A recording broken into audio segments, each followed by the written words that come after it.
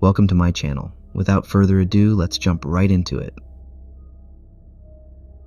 This was a couple of years back, maybe 3.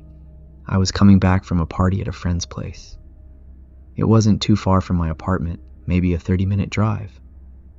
I remember the night was foggy, that kind of thick, rolling fog that hugs the ground and makes the streetlights look like floating orbs in the dark. It was late, maybe past midnight, and there weren't many cars on the road. I took the usual way home, which meant crossing this old overpass on the outskirts of town. It was one of those cracked up roads nobody really maintained, and the streetlights on it never worked. Just a long, empty bridge stretching over the freeway, swallowed up by darkness.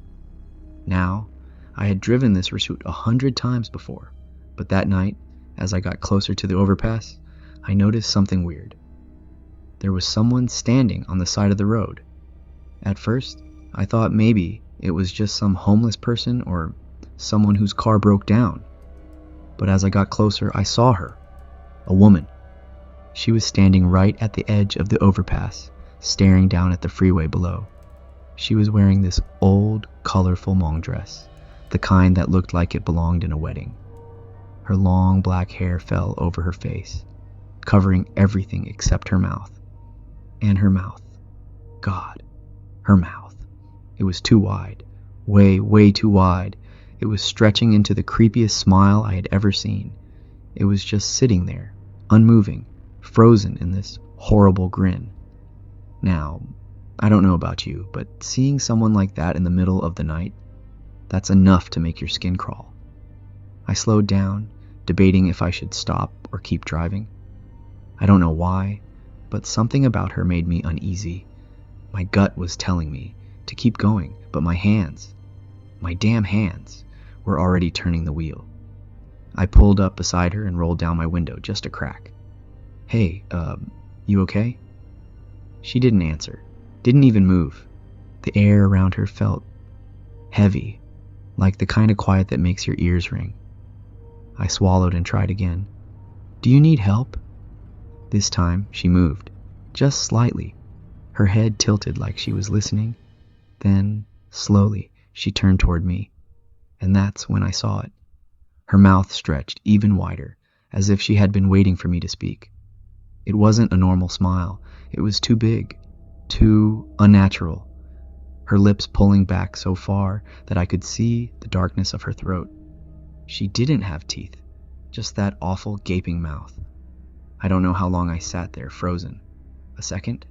A minute? It felt like forever. Then she spoke. Her voice was soft, almost a whisper, but I heard it clear as day. Why did you leave me? That's when I hit the gas. I don't even remember turning the wheel, but the next thing I knew, I was speeding across the overpass, hands gripping the steering wheel so tight my knuckles ached. My heart was slamming against my ribs, and my breath came in sharp, shallow gulps. But just as I thought I was safe, just as I was about to cross the bridge and leave whatever the hell that thing was behind, she was in front of me. I slammed the brakes so hard my tires screamed against the pavement. She was just standing there in the middle of the road, her head still tilted, that horrible grin still stretched across her face. I blinked, and she was gone, just like that. I didn't waste any more time. I floored it, tearing through the rest of the overpass like the devil himself was chasing me.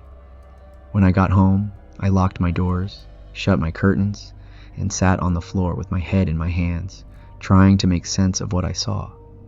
I didn't sleep that night. For the next few weeks, I tried to tell myself it was just my imagination, that maybe I was just seeing things. But then I heard the stories. I was at a family gathering when I mentioned it to my uncle. As soon as I brought up the overpass, his face went dark. You saw her? He said. That's when he told me. A long time ago, back when there were more Hmong people living around here, there was a woman who was supposed to get married, but on the day of her wedding, the groom ran away. No one knows why. Some say he got cold feet. Others say he was already in love with someone else. Either way, the bride was humiliated, heartbroken.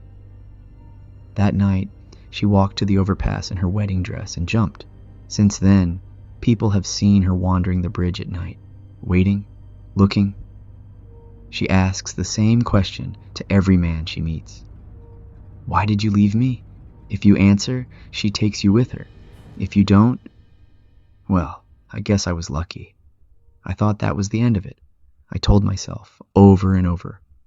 It was just some kind of messed up trick on my mind. Just a weird, creepy thing that happened. But it's over now. That's what I kept saying. That's what I needed to believe. And for a while, it seemed true. But then the dream started. One night I was exhausted, running on nothing but caffeine and nerves, but I finally crashed. The second my head hit the pillow, I was out, and then I was back on the overpass. Except this time, I wasn't in my car. I was just standing there, right where she had been. The night was thick with fog again, swallowing up the world past the edges of the bridge. Everything was quiet. Too quiet. I turned my head, and there she was, standing right next to me. Her hair still covered her face, long and messy, hanging like wet ropes. But her mouth, I could see her mouth, that same horrible wide smile, stretched too far across her face. I couldn't move. I couldn't even breathe. She leaned in close, her lips curling at the edges, and in that same soft whisper, she said, "Why did you leave me?" I woke up gasping, drenched in sweat. My heart was hammering so fast it hurt, like it was trying to escape my chest. It was just a dream, but it didn't stop. The next night, she came again. This time, I was in my car, just like before, sitting there with my hands gripping the wheel. The overpass stretched ahead, swallowed by the fog. Then the air turned heavy, cold. I looked to my side, and she was sitting in the passenger seat. Just sitting there, her hands folded neatly in her lap, her hair hanging over her face, her mouth stretched into that same awful smile. I couldn't move. I couldn't speak. And then, slowly, she turned her head toward me. "Why did you leave me?" I woke up choking on air, my body locked up in terror. It was the kind of fear that sits in your bones, that makes you feel like something is still in the room with you. I sat up, turned on every damn light I had, and sat there shaking until the sun came up. I barely slept for a week after that. But the worst dream. That came a few days later. I was in my room this time, just standing there in the dark. The window was open, the curtains barely moving. The night outside was black, empty, like the world didn't exist past my walls. And then I heard it. A whisper. "Why did you leave me?" I turned around, and she was there, right behind me, closer than before. Close enough that I could hear her breathing, see the slight twitch of her lips as her smile grew wider and wider. She reached up slowly, her fingers grazing my arm. Cold. Ice cold. And then she whispered something different. This time, don't run. I woke up on the floor. My heart felt like it was going to explode. My whole body was shaking so hard I thought I was dying. That was the last dream. Or maybe she just stopped letting me remember. I don't know what she wanted.